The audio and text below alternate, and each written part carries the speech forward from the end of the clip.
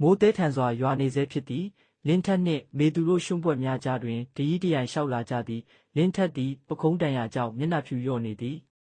မေသူကလင်းထက်ကိုတွဲထားရင်းရှင်တောင့်ခံထားဦးနော်ဟိုမှာလမ်းမကြီးကိုမြင်နေရပြီလင်းထက်ပြုံးရန်ကြိုးစားရင်းကျွန်တော်အဆင်ပြေပါတယ်ဒါပေမဲ့ကျွန်တော်တို့မြို့ထဲကိုဒီအတိုင်းဝင်လို့မရဘူးလမ်းမှာဦးမင်းခေါင်ရဲ့လူတွေအပြည့်ပဲဖြစ်မှာဒါဆိုဘယ်သွားကြမလဲကျွန်တော်တငယ်ချင်းတယောက်ရဲ့အလုပ်ယုံရှိတယ်အဲ့ဒီမှာဖုန်းနဲ့အင်တာနက်သုံးလို့ရတယ်အမှန်တရားကိုဖွင့်ချဖို့အချိန်ရောက်ပြီမေသူဦးမင်းခေါင်သည်ဖုန်းကိုဒေါသတကြီးနားထောင်နေသည်အောင်ကြီး၏မျက်နှာတွင်ပတ်တီးစည်းထားလျက်ဘေးမှရက်နေသည်ဘာရှာမတွေ့ဘူးဟုတ်လားသူတို့မျိုးတဲကိုမဝင်ခင်အသေးဖမ်းခဲ့လို့ပြောထားတယ်မဟုတ်လားအင်တာနက်ပေါ်မှာဘာသတင်းမှမတက်စေနဲ့သတင်းဌာနတွေကိုအကုန်ပိတ်ထားလိုက်သူတို့စီမှာတက်တေအစ်စ်ပါသွားပုံရတယ်တက်တေရှိလဲဘသူမှမမြင်ရရင်အလကားပဲသူတို့ကိုတွေ့တာနဲ့တခါတည်းအပြီးရှင်းလိုက်တော့မနက်အစောပိုင်းလင်းထက်နှင့်မေသူတို့ဖုန်ထူနေသောရုံးခန်းလေးထဲတွင်ရှိနေသည်လင်းထက်ကဒဏ်ရာကိုဆေးထည့်နေစဉ်မေသူကကွန်ပျူတာရှေ့မှထိုင်နေသည်မေသူအခုခမားမှာဖန်တန်းတဲ့ချီရှိနေတာကိုအတုံးချရမယ်သတင်းစာတိုက်တွေကဦးမင်းခေါင်ကိုကြောက်လို့ဖော်ပြရဲမှာမဟုတ်ဘူးဒါပေမဲ့ခမားရဲ့လဲကိုတော့သူတို့ပိတ်လို့မရဘူးဒါပေမဲ့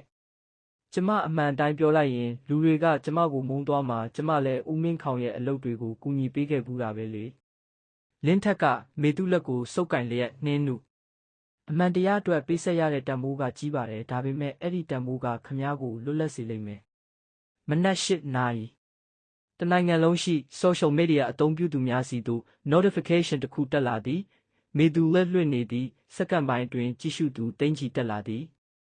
မေသူမျက်နှာတွင်မိတ်ကပ်များမရှိတော့ဘဲဒဏ်ရာအချို့နှင့်ကင်မရာကိုစိုက်ကြည့်လျက်အားလုံးပဲမင်္ဂလာပါကျမမေသူပါဒါမှမဟုတ်လွန်ခဲ့တဲ့10 နှစ်ကအသက်ခံခဲ့ရတဲ့ကျွန်းတော်ရွာသူကြီးရဲ့သမီးနှင်းလူပါခမများတရားဆက်တက်လာသည်ဘာဖြစ်တာလဲ